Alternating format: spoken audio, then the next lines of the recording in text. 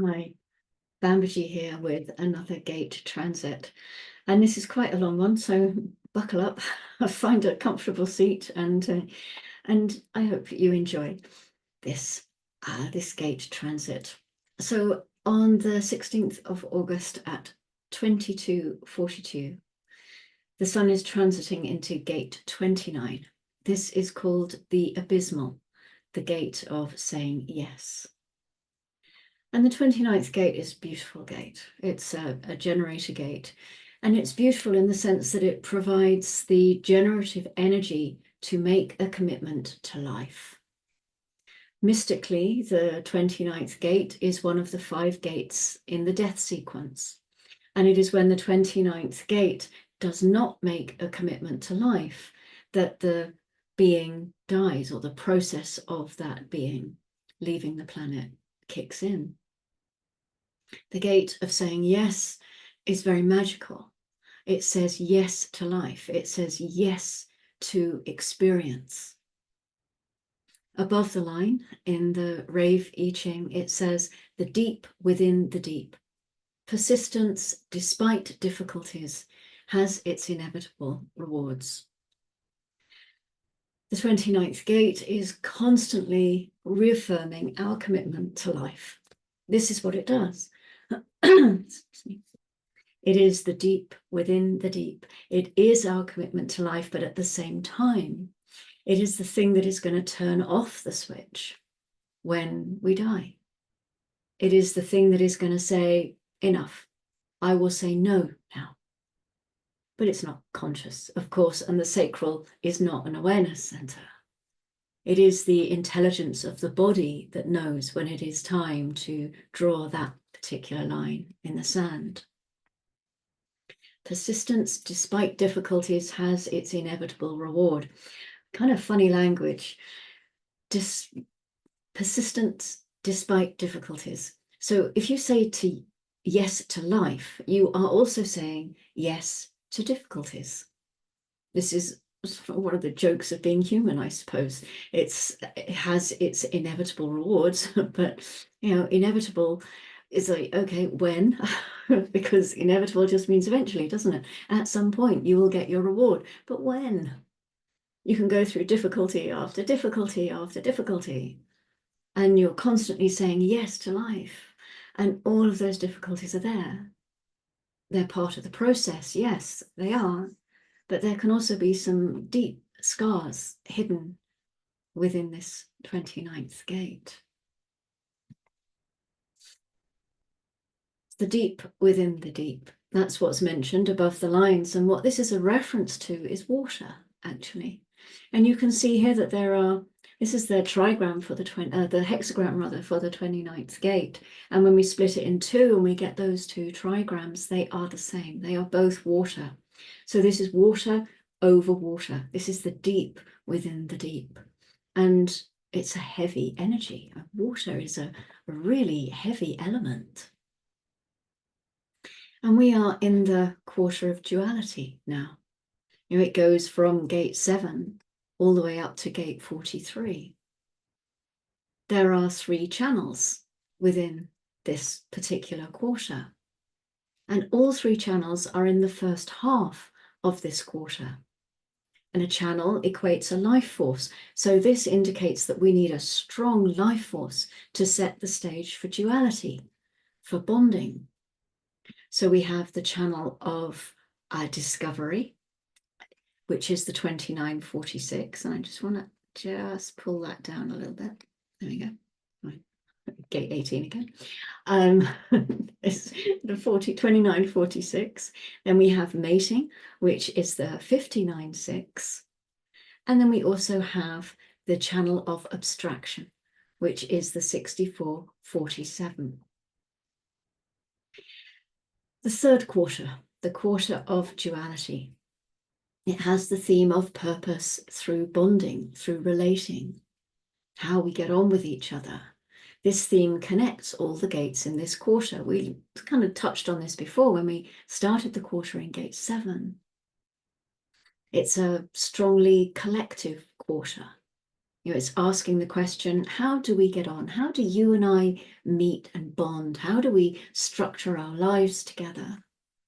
And the entire quarter is about bonding and being together. It's very intimate and it's close. It's looking for new experiences. It's something that we can say yes to. And then there's some confusion about the meaning of it all. How do I make sense of it so that we can all benefit? Bonding and relating to each other automatically brings us to the question of, well, what's the point? Does it make sense? And these three channels, they give us a very clear indication that relating and bonding is a very complex process, which is not really news, is it? I think we've probably all gathered that by now.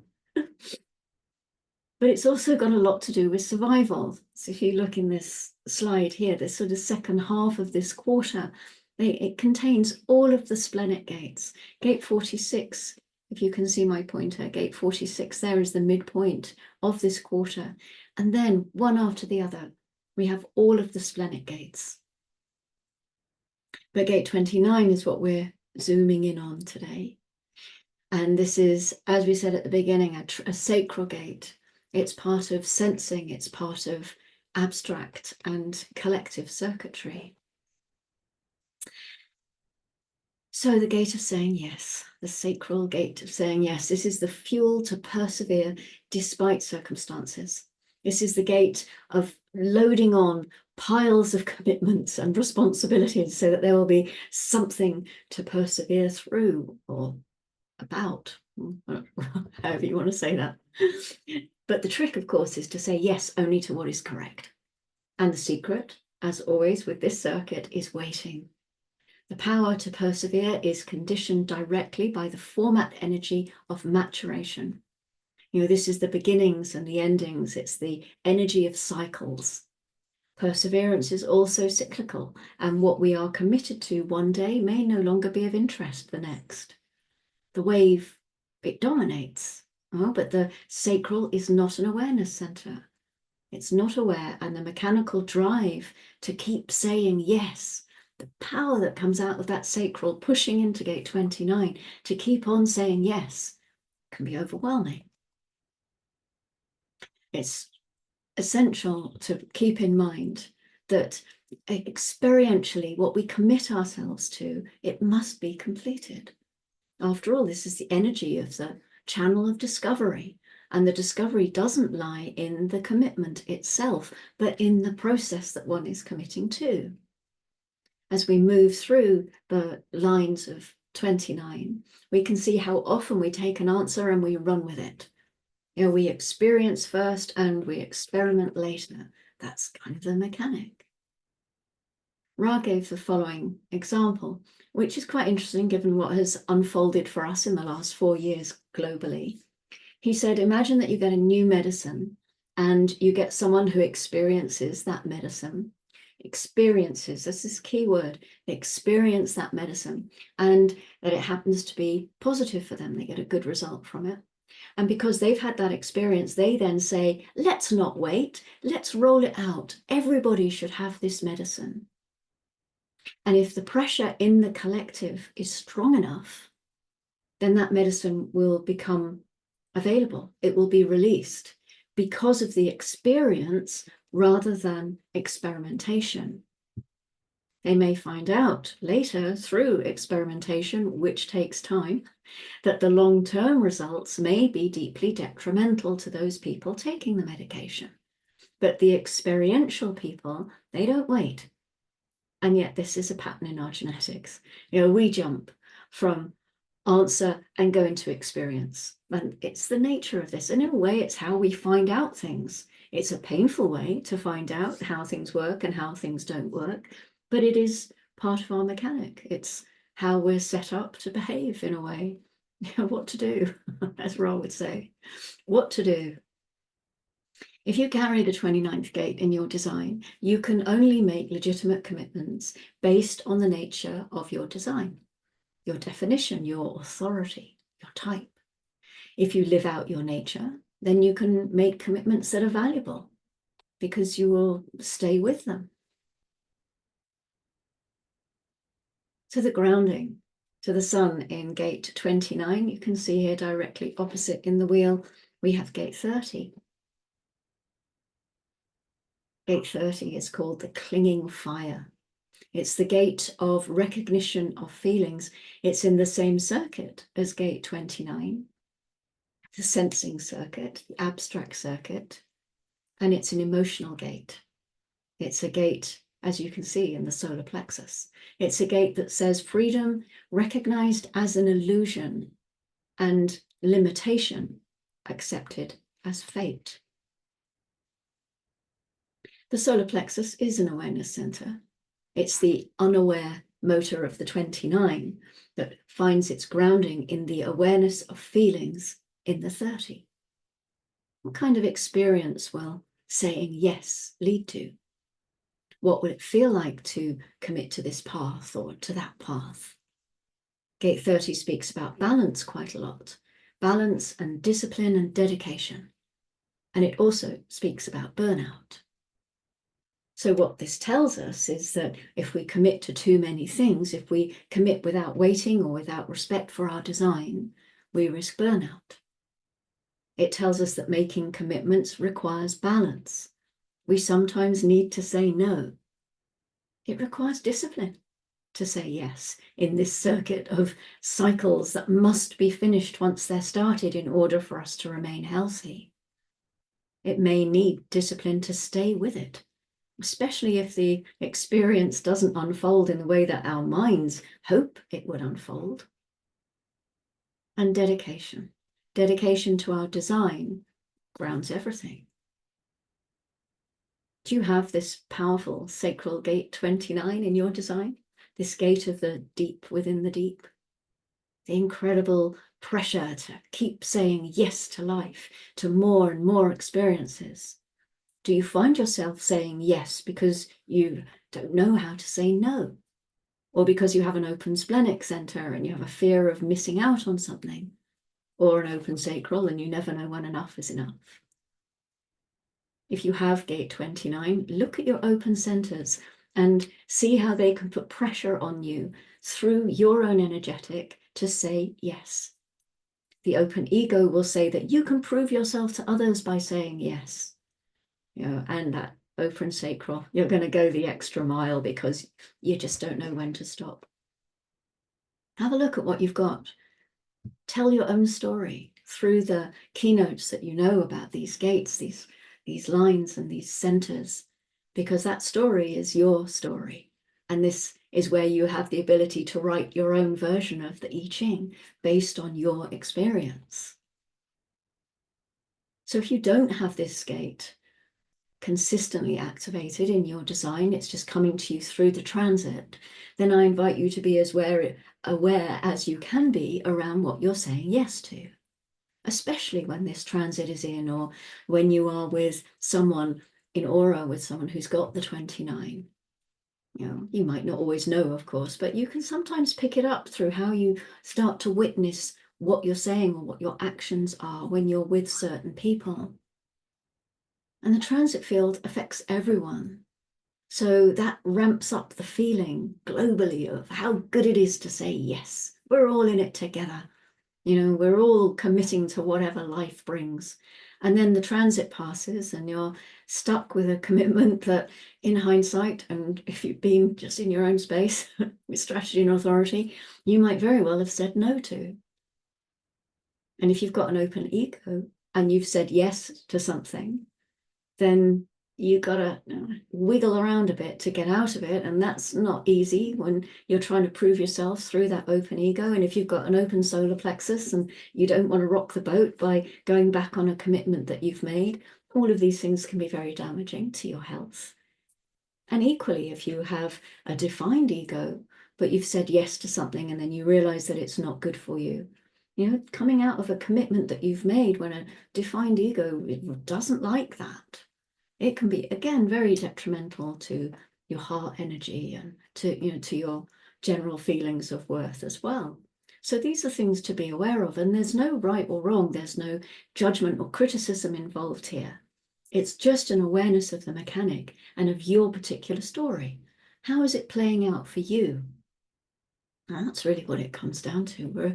We are a differentiated experiment, consciousness in form.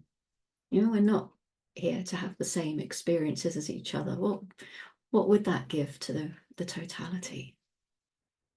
And one last thing I'd like to offer you, when we're talking about this making of commitments in different situations, is that be careful of saying yes when you are in a group, or watch what happens when you commit to something when you're in a group. Because when we're in groups, we're not ourselves anymore. You know, again, this is a mechanical thing. This isn't a judgment about how we behave when we're in a group. It's the mechanic of penta, of wa. It's all these things that we've learned about through human design, or we have access to learn about through human design. And the penta, you know, when you are asked to make a decision when you're in penta, when you're in that group of 3 to 5 people, or the wa if it's bigger, then you want what's best for the penta, because that's how the penta mechanic works. So if you're in a group and you're asked to make a decision, see if it's possible to get out into your own aura for a while. Experiment with it and just see how it feels. Because when you're in the penta, we have that group decision. And then when you're out, you're making your own decision. So you can play with that, see if that works for you, see if you notice a difference, see if you feel differently about things that you might decide one thing in the group and then actually have a different thing. Many people, I'm sure, have had that experience of being in a group. It might be our families all sitting around the table for dinner, and we make a decision to let's all go to Mallorca on a family holiday, and we'll get a villa and we'll do this and it'll be great. And everyone's like, yeah, because that will show through Penta what a great family we are and how committed we are to being together and what a united front we put out into the world. And then you go home later and you're like, oh, fuck. I don't want to go on holiday with my family. What have I committed to here? Just, oh, it's fun. Play it out. I mean, you know, it can have ramifications that are not quite so fun, but well. So make your decision, and you could possibly do it if you're on your own. You'll text your decision to each other, and then you come back into the group and see what happens, and see if you can do this with some awareness, and see what that experience is like. It's fun. It's just fun. But if in doubt, really, wait. I suppose that's what we can take from this. The abstract sensing circuit, it moves through the solar plexus, where there is no truth in the now. The wave is constantly moving, so if in doubt, wait. The Irish have a saying. They say, I'm just thinking, shall I do it in an Irish accent? I do have Irish heritage, so I am entitled. Yeah, what is it? I've forgotten what the saying is now. Oh yeah. If it's for you, it won't go by you. I sure know. If it's for you, it won't go by you. Trust. It's all about trust. Trust that life will bring you exactly what you need to experience. And trust your magnetic monopole, that it will take you to exactly where you need to be in order to have that experience or to meet the people that you need to meet. And trust that, or accept that you're not in control of that, and it's fine. And if you are feeling any pressure to say yes to something, say yes to it through strategy and authority, if that is correct for you. Use your strategy and authority, find clarity around what is correct for you, because your body knows. And bodies are so incredibly wise. And if we can just get out of our own way, then our bodies will take us where we need to be. We'll meet the people we need to meet, have the experiences we need to have, and it unfolds. Not the way the mind thinks it should unfold, but it unfolds nonetheless. Something will happen. I'm going now because I'm talking too much. I will see you for the first line of this gate 29, the gate of saying yes. Yeah, I will see you for that shortly. Thank you for joining me. And as always, go gently. And as Ra would say, love yourself and take care.